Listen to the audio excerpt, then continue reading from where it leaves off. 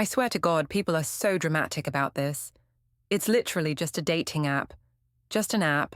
Just software on a phone. Pixels on a screen. Digital images of people you'll probably never meet in real life. How is that cheating?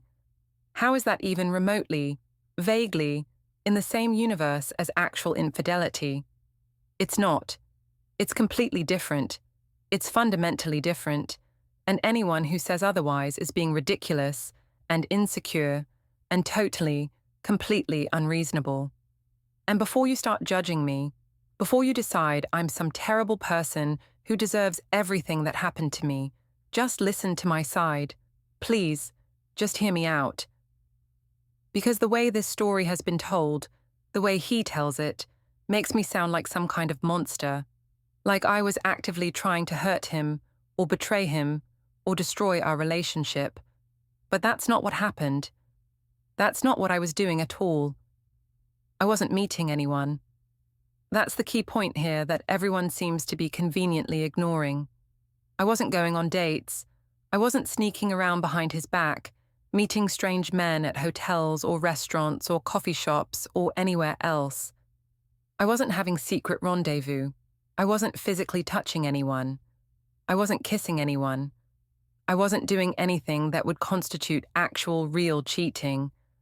I was just looking, just browsing, just scrolling through profiles the way people scroll through Instagram or TikTok or Facebook or any other social media platform. It's entertainment, it's curiosity, it's window shopping without any intention of actually buying anything. Nothing more than that. It's harmless. Completely, totally, utterly, absolutely harmless. Everyone scrolls for validation. Everyone. I don't care what they tell you in public.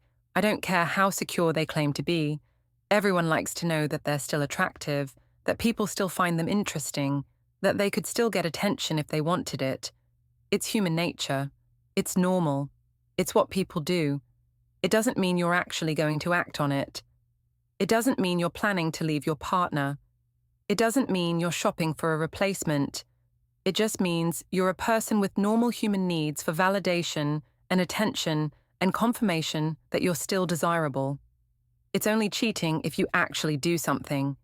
That's the definition of cheating, the actual, real dictionary definition. Actually doing something physical with another person. Actually meeting up in real life. Actually kissing or touching or having sex or engaging in any kind of physical intimacy. Just talking to people online. Just swiping left or right on some photos based on whether they're attractive. Just exchanging some flirty messages with people you'll never meet. That's not cheating.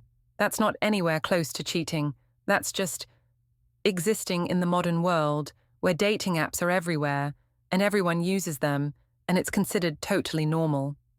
And anyway, a man should feel secure enough that a few matches on a dating app don't threaten him. That's what a mature, confident partner does. They trust you. They don't freak out over meaningless digital interactions. They don't have complete meltdowns over some text messages. They understand that having options and having the ability to see who finds you attractive doesn't automatically mean you're going to pursue those options. It just means you're aware of your own value. It means you understand that you're desirable. It means you're not so desperate and clingy that you think your current partner is your only option in the entire world. My boyfriend, ex-boyfriend now, I guess, even though that still doesn't feel real and probably never will, was just insecure. That's what this whole nightmare was really about when you strip away all the drama and the outrage and the moral judgments. His insecurity, his complete inability to trust me even after 2.5 years together. His need to control what I did, even when it didn't affect him or our relationship in any meaningful, tangible way. His fragile ego that couldn't handle the reality that other men found me attractive. And you know what? That's a him problem, not a me problem. That's his issue to work through, not mine. I shouldn't have to manage his insecurities by limiting my behavior when that behavior is completely harmless. I shouldn't have to walk on eggshells and avoid doing perfectly normal things just because he can't handle the reality of modern dating culture. But I'm getting ahead of myself here. I'm letting my anger and frustration get in the way of telling the actual story. Let me start from the beginning, from the moment that started this whole chain of events, so you can see how one tiny, insignificant thing got blown completely out of proportion by someone who couldn't handle the reality of what relationships are actually like in the 21st century. My boyfriend, let's call him Marcus because I'm certainly not giving his real name after what he did to me, after how he humiliated me and ruined my life, and I had been together for 2.5 years. 2.5 years that I thought were pretty good. Not perfect. No relationship is perfect, but solid, stable. We lived together in his apartment. We had our routines. We had shared friends. We had a whole life built together. We talked about the future sometimes. Marriage, maybe kids someday, buying a house together when we'd saved enough money. All the normal relationship progression stuff. But over the past 6 months or so, maybe longer if I'm being honest, things had gotten stale, boring, predictable in a way that wasn't comfortable, just monotonous. We'd fallen into this routine where we barely actually interacted anymore. We were more like roommates than partners. He'd come home from work around 6, I'd get home around 6:30, we'd order takeout or heat up leftovers, eat dinner in front of the TV, watching whatever show we were binging that week, maybe exchange a few words about our days, and then go to bed. Rinse and repeat, day after day, week after week, month after month. It was like we were just going through the motions of being in a relationship without actually being present with each other, like we were performing the role of couple without any of the actual intimacy or connection that should come with it. And I started to feel invisible, like I was fading away, like I was just another piece of furniture in his life that he didn't really see anymore. He barely looked at me when we talked, barely complimented me, barely touched me except for the occasional obligatory kiss, hello, or goodbye. It had been months since he'd said I looked nice, months since he'd planned any kind of date or special evening, months since he'd made any effort whatsoever to make me feel special, or wanted, or appreciated, or even just noticed. I felt like I was disappearing, like I was becoming this boring, invisible person who nobody really saw anymore. Like I'd stopped being attractive or interesting or worth pursuing. Like I was just there, existing, taking up space, but not actually mattering to anyone. And it was killing me. Slowly but surely, it was killing my sense of self-worth, my confidence, my belief that I was someone special who deserved attention and effort and love. So one night, it was a Wednesday I remember, because Marcus had fallen asleep on the couch during some show, and I was lying in bed alone, unable to sleep, feeling more lonely than I'd felt in years. I downloaded Tinder, just to see, just to check, just to find out if people still found me attractive, even if my own boyfriend had apparently stopped noticing me, just to get a little validation, a little confirmation that I was still desirable, that I hadn't lost my appeal just because I'd been in a relationship for 2.5 years. I didn't think of it as cheating. It wasn't cheating, it was just research, market research, you could say. Just checking to see what was out there, what my options might be, without any actual intention of pursuing anything or leaving Marcus or acting on any of these hypothetical options. Just looking, just scrolling, just seeing. And honestly, the immediate response was incredible, overwhelming actually. I uploaded a few photos, good photos where I looked happy and confident and attractive, photos from before the relationship got so stale, when I still felt like myself, and within minutes I had matches, dozens of matches, hundreds of matches by the end of the first hour. I started chatting with some of them, late at night when Marcus was asleep. Nothing serious, just flirty conversations, compliments, hypothetical discussions about what we'd do if we ever met. Just fun. It didn't mean anything. It was just validation, just confirmation that I was still attractive and interesting, even if Marcus had stopped seeing me that way. But apparently, that was a crime. Apparently, that made me the villain. Apparently, that justified him doing what he did. It was a Thursday night, about 3 weeks ago. I was on the couch scrolling through my phone while Marcus was in the kitchen cleaning up after dinner. Just a normal evening. Nothing special. Nothing out of the ordinary. My phone kept lighting up with notifications, dating app notifications, messages from guys I'd matched with, and I was responding, chatting, laughing at their jokes, feeling good about myself for the first time in months. I didn't think Marcus was paying attention. He was at the sink, washing dishes with his back to me, and I thought I was being subtle about my phone usage. But I guess I wasn't subtle enough, because suddenly he was standing in front of me, his hand still wet from the dishes, looking at my phone screen. "What is this?" he asked, his voice calm, but with an edge to it I didn't like. I looked up, my heart jumping a little, but I tried to play it cool. "What's what?" He gestured at my phone. "The notifications, dating apps." I shrugged, trying to act like it was no big deal. "Oh, please. Dating apps don't count as cheating. It's just for fun." He stared at me for a long moment, his expression unreadable. "You're on dating apps." "So, it's not a big deal." "What, you're jealous?" I laughed, trying to lighten the mood. "It's just fun. Swiping isn't a crime. I'm not actually doing anything with these guys. I'm just looking. Just chatting. It's harmless." Something shifted in his eyes, something cold and final that made my stomach clench, even though I told myself I hadn't done anything wrong.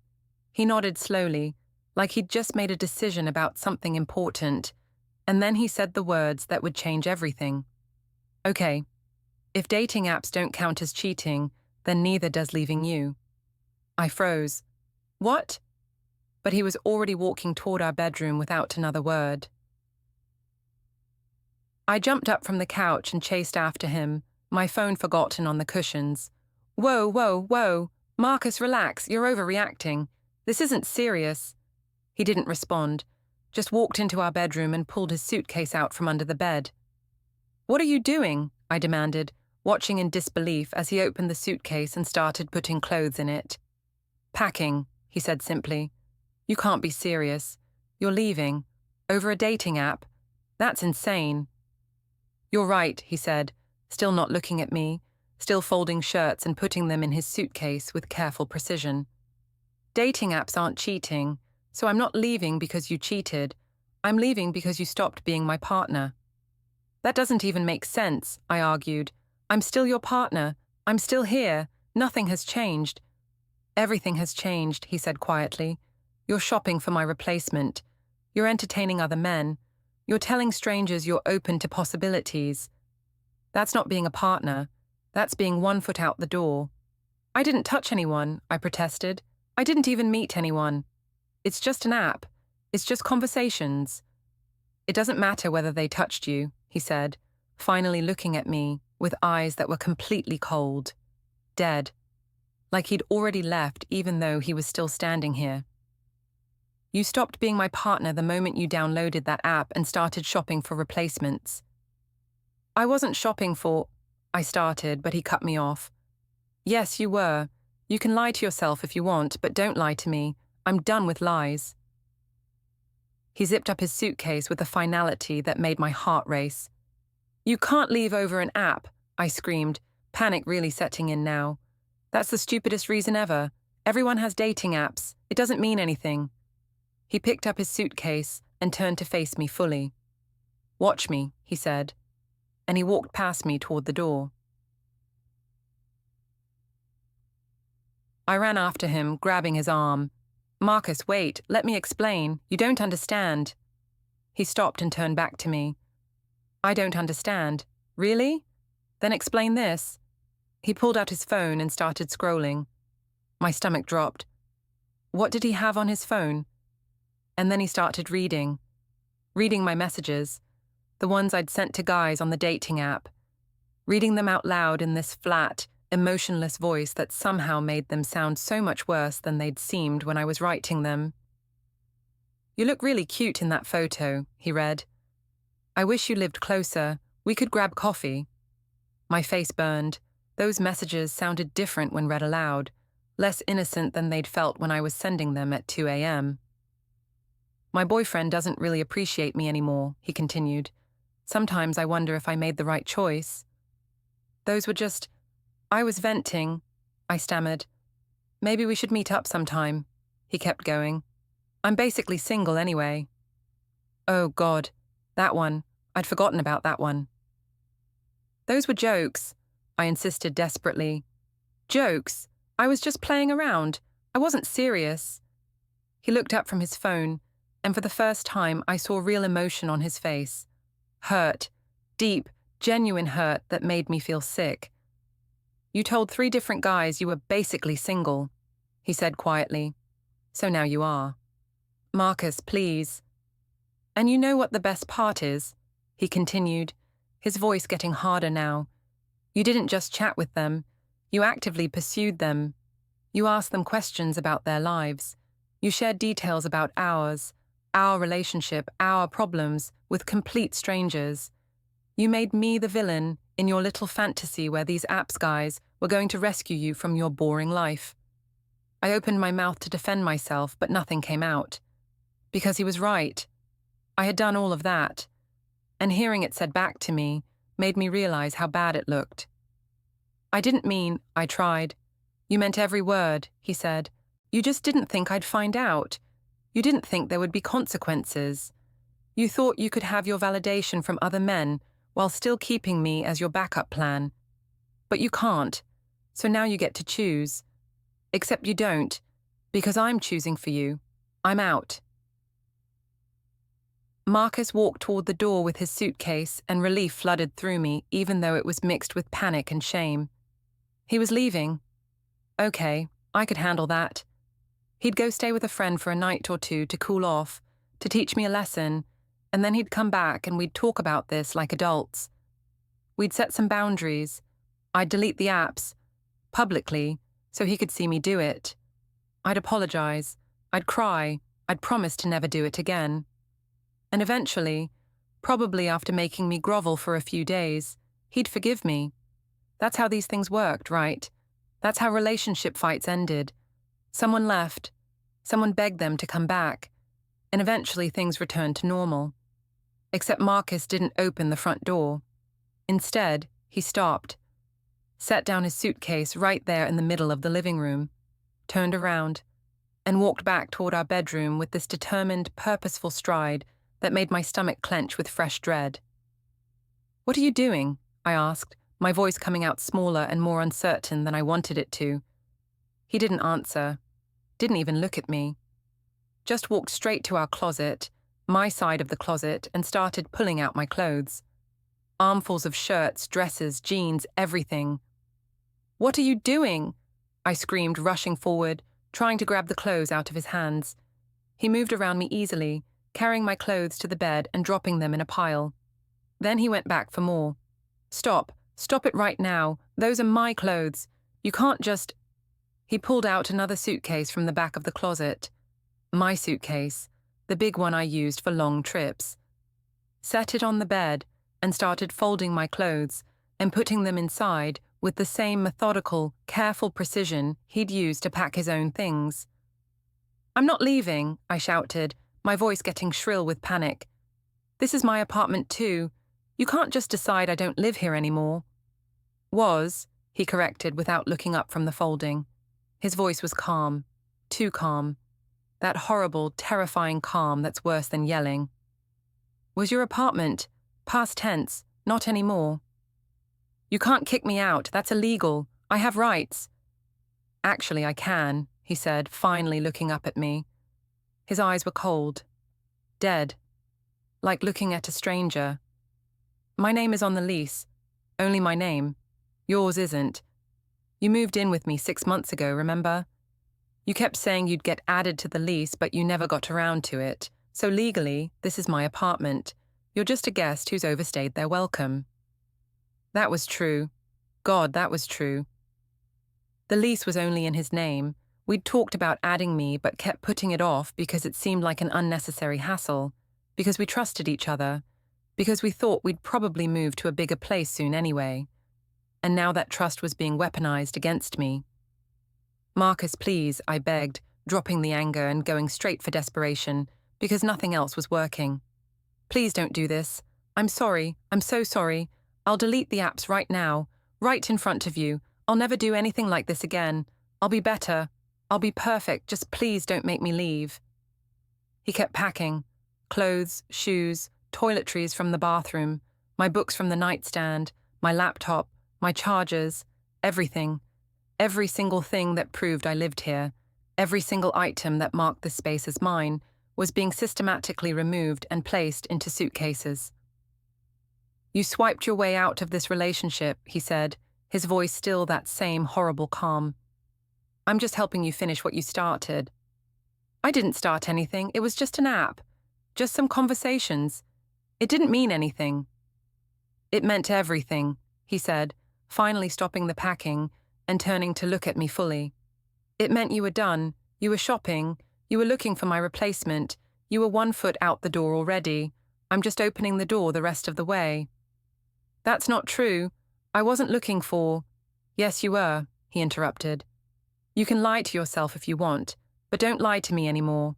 I'm done with lies. I'm done with someone who says they love me while actively entertaining other options. I'm done being someone's backup plan. He went back to packing. It took him maybe 20 minutes to pack up 3 suitcases worth of my stuff. 3 suitcases to contain 2.5 years of my life in this apartment. 3 bags to hold everything I'd brought into our shared space. When he was done, he carried them one by one to the front door, lined them up in a neat row. My entire life reduced to 3 pieces of luggage sitting by the exit. I stood there staring at them, at my whole existence packed away ready to be removed, and the reality of what was happening finally, truly hit me. This wasn't a fight. This wasn't a temporary cooling-off period. This wasn't something we'd work through and laugh about someday. This was over. We were over. My relationship, my home, my entire life as I knew it.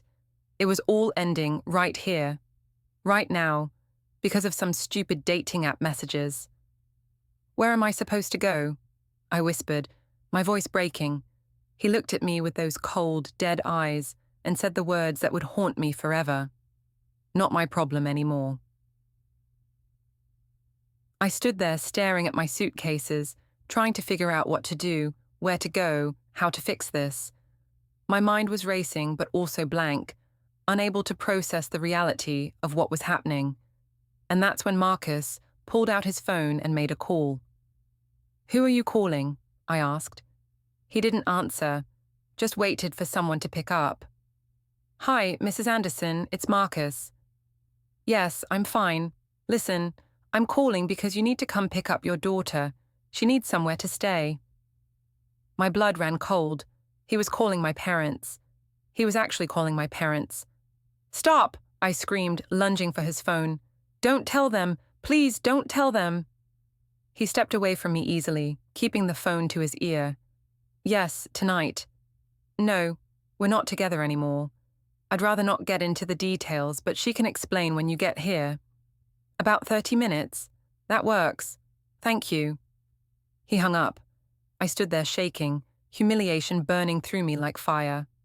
My parents. He'd called my parents. Now I'd have to explain to them why I was being kicked out, why my relationship had ended, why I had nowhere to go. You had no right, I said, my voice trembling with rage and shame. You had no right to entertain other men while in a relationship with me, he replied. But here we are. As we waited for my parents to arrive, the most agonizing 30 minutes of my entire life, Marcus sat on the couch and scrolled through his phone, completely calm, like he hadn't just destroyed both our lives. What are you doing? I finally asked, unable to stand the silence anymore. He didn't look up from his phone. Deleting myself from your life, photos, social media, contacts, all of it. Don't worry, I won't count it as cheating either. The way he said it, The cold mockery in his voice made me want to scream, or cry, or both. "You're going to regret this," I said, trying to sound threatening, but probably just sounding desperate. "You're going to realize you overreacted, and you're going to want me back, and it's going to be too late." "I don't think so," he said, still not looking at me. "You know what I am going to do. I'm going to find someone who doesn't need validation from strangers. Someone who doesn't shop for replacements while pretending everything's fine. Someone who actually wants to be with me instead of keeping me as a backup plan while swiping through better options." Each word was a knife. Each sentence made me feel smaller, more pathetic, more wrong, even though I still didn't want to admit it. Right before my parents were supposed to arrive, Marcus did one more thing that made everything so much worse. He picked up my phone from where I'd left it on the couch, unlocked it, he knew my password, we'd shared passwords like couples do, and pulled up my dating app messages. "By the way," he said, his voice casual like he was commenting on the weather, "the guys you matched with, you told them you were single. You told Mark from downtown that you were recently out of a relationship. You told Jake that you were looking for something new because your boyfriend couldn't keep up. You told Ryan that you were basically available." He set the phone down on the coffee table between us. "So now it's true," he said. "Everything you told them, it's all true now. You're single. You're out of a relationship. I couldn't keep up with your need for constant validation from strangers. And you're definitely available." I stared at the phone, at the evidence of everything I'd said to these men, and felt shame wash over me so intensely I thought I might be sick. "Congratulations," Marcus said. "You manifested your own reality. You wanted to be single. Now you are." There was a knock at the door. My parents. Marcus stood up, walked to the door, and opened it. "Mr. and Mrs. Anderson," he said politely. "Thank you for coming. Her things are right here." My dad looked at the suitcases, at me, at Marcus. "What's going on?" "Ask your daughter," Marcus said. "I'm sure she has an explanation ready."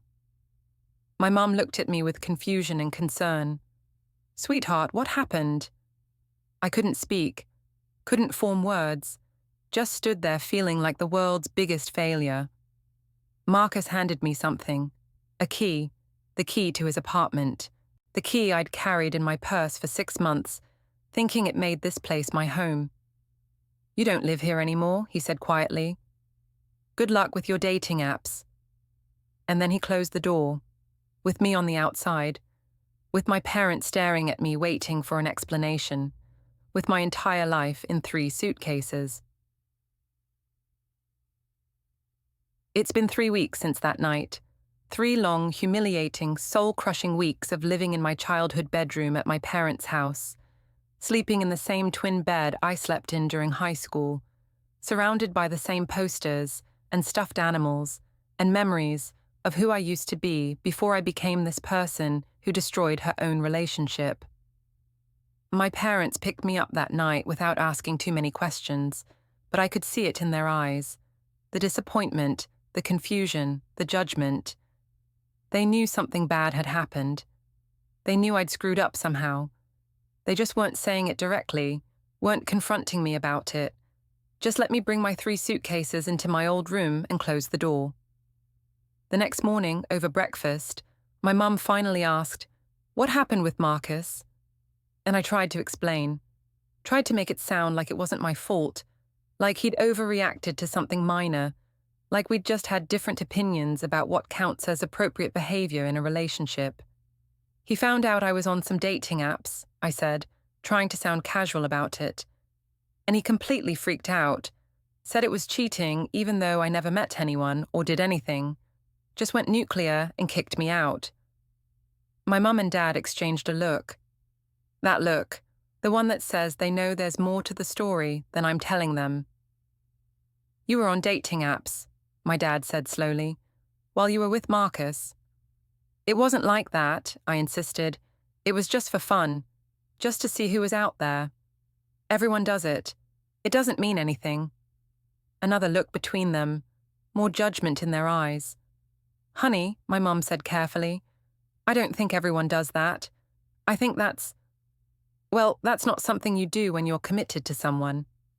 You don't understand modern dating culture, I snapped, defensive now. Things are different now. Relationships are different. People have different boundaries. Apparently, Marcus's boundaries didn't include dating apps, my dad said. I didn't have a response to that. So I just left the table, went back to my room, closed the door, and tried to pretend this was all temporary. That I'd find my own place soon. That I'd move on with my life. That this would all blow over and eventually become just another failed relationship in my past.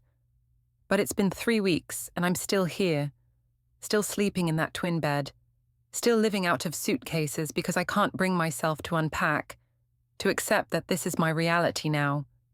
Still scrolling through the same dating apps that destroyed everything, trying to convince myself that Marcus was the problem, not me. He hasn't contacted me, not once. No texts, no calls, no, I miss you, or maybe we should talk, or anything that would give me hope that this could be fixed. He deleted me from all social media within hours of kicking me out. Blocked my number, changed his Netflix password so I got kicked off mid-episode. Unfollowed all my friends who might give him updates about me. Erased me from his life as completely and thoroughly as if I'd never existed. I tried to reach out to him through mutual friends. They either didn't respond or sent me brief, cold messages saying they didn't want to get involved or thought it was best if we all moved on. Which means he told them what happened, which means they're on his side, which means I've lost not just him, but entire social circle we'd built together. One friend, Sarah, who I thought was my friend more than his, sent me a longer message that I've read probably 50 times.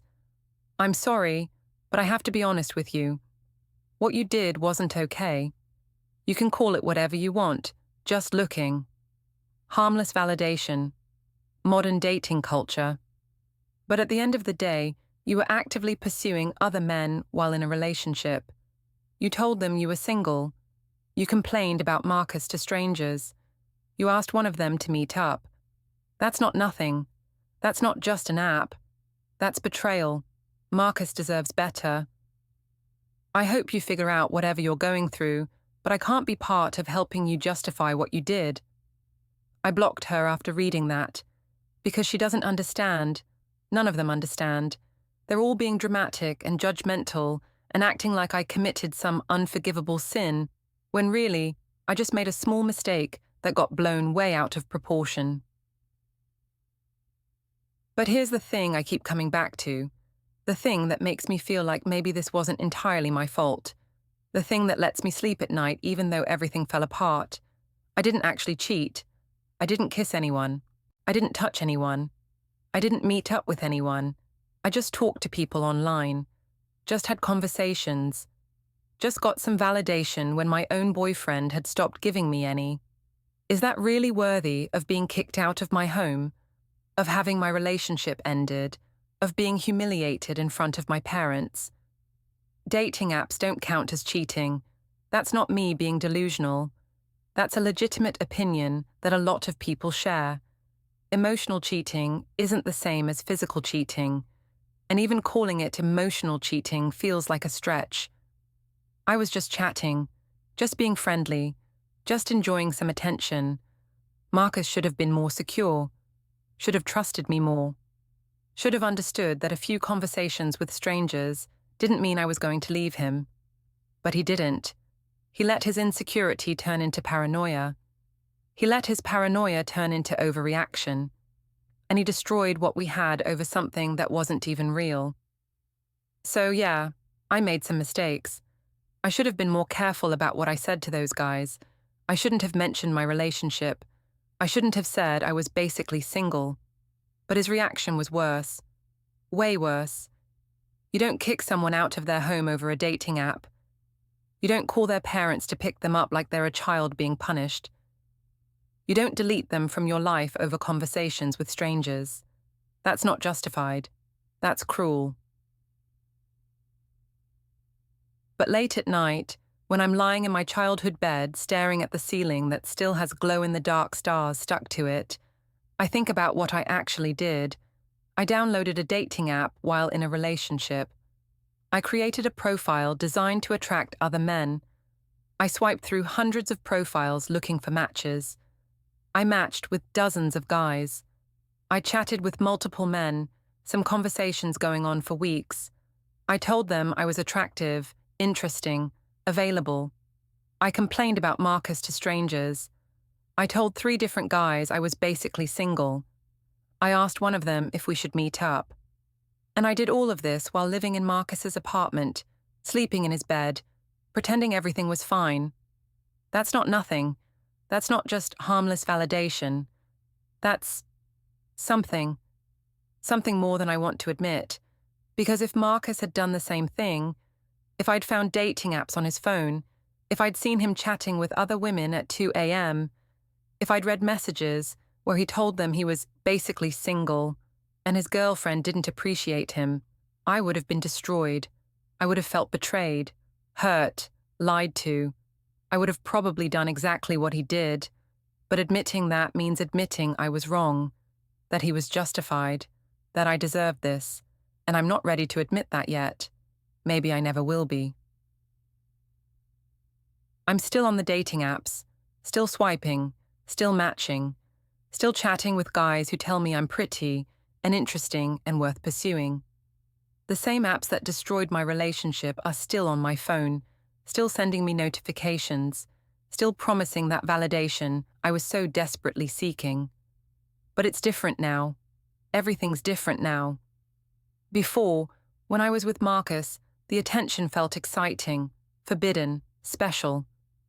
Every match was a little thrill. Every compliment was a secret boost to my ego. Every conversation was proof that I was still desirable, even if my boyfriend had stopped making me feel that way. Now, when I match with someone, all I feel is empty. Hollow. Because I'm actually single now. Actually available.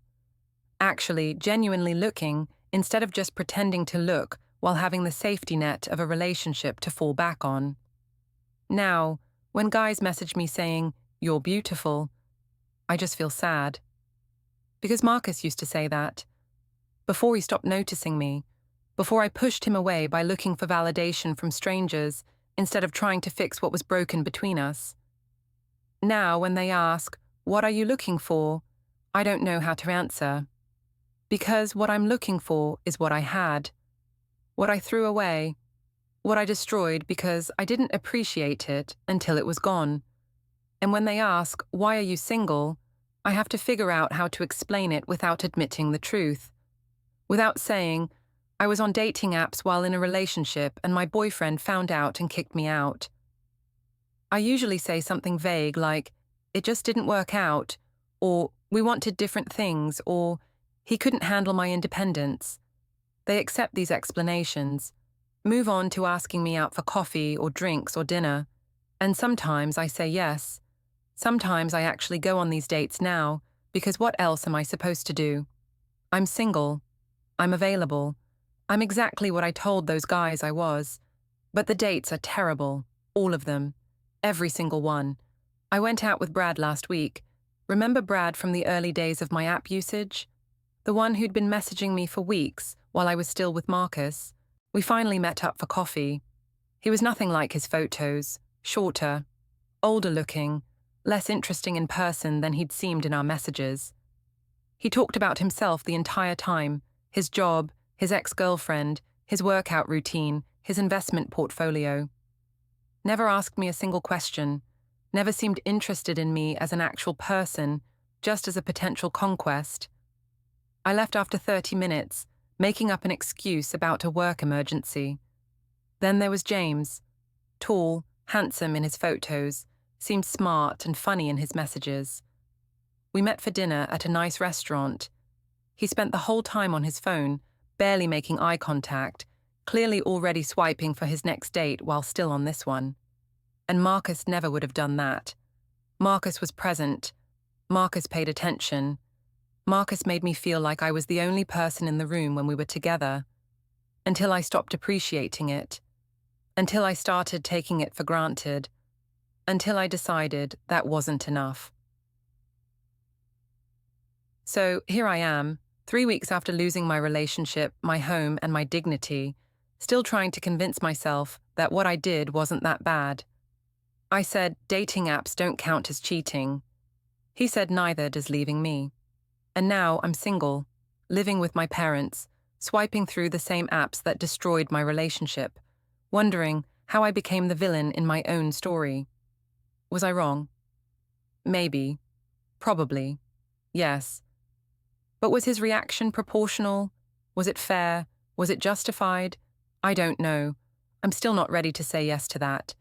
Because accepting that means accepting that I destroyed everything, that I pushed him away, that I chose validation from strangers over commitment to him, that I'm the reason I'm here instead of there. And that's too painful to fully face.